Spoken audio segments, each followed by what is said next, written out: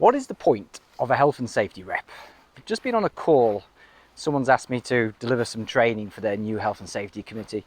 And we got into this topic of what is the point of a health and safety rep. Now, a lot of organizations kind of get this wrong. They make their health and safety reps little mini health and safety officers. They put them in charge of doing things like inspections, risk assessments, monitoring health and safety on a day-to-day basis.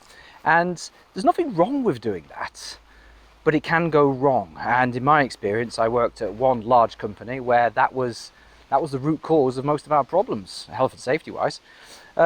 We had line managers who had essentially abdicated all of their health and safety responsibilities and just let the reps do it.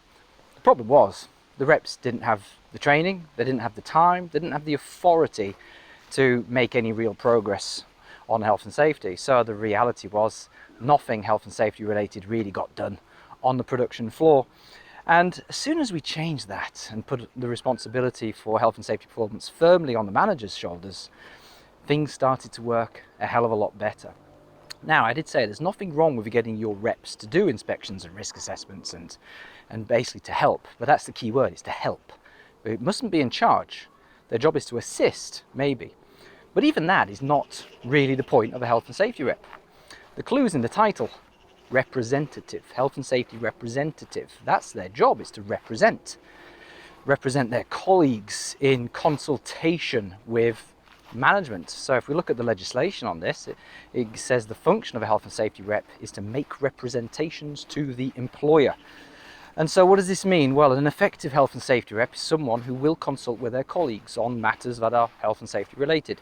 They'll be asking, what the main hazards are, risks are, concerns are, and so on, and they'll be bringing those things to management, usually via some kind of health and safety committee or some kind of meeting. But management can also use the reps very effectively in these committee meetings. The main advantage I see of a health and safety rep is that it's someone to bounce ideas and problems off. You have an influential member of the frontline team, and you can say to them things like, listen, we've got this safety issue. We've noticed that lots of people are not wearing this PPE, or they're not following this rule, or they're taking this kind of shortcuts.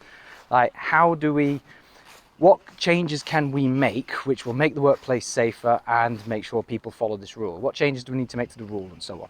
Or you could ask them questions about changes that you're looking to implement, maybe the impact of, say, shift patterns or the purchase of new equipment. You can ask people, right, what do you think? Tell us what the safety issues are, tell us what the practical issues are, and so on. Now, the key thing here is to actually do a proper consultation.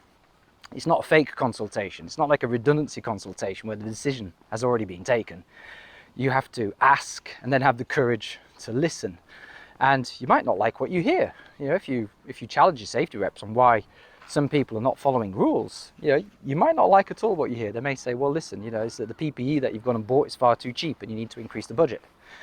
You might not like to hear that, and yet that is the whole point of the consultation exercise, is to get this independent, it's not really independent, but it is a second opinion, and it's from the other side.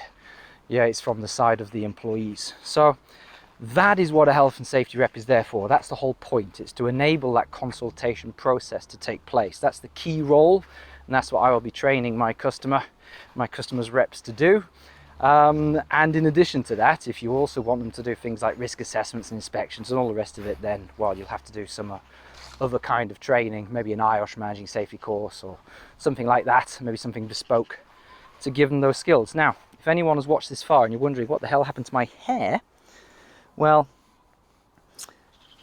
we shaved off my hair for a health and safety training video in our new video e-learning course. We're doing a video e-learning course on incident investigation, and I had to play a character, a Lex Luthor style bad guy. It's not what I told my kids though. I told my little boy that every time he breaks a promise, Daddy's hair falls out a little bit, and anyway, he's not breaking any more promises. Catch you later and enjoy your day.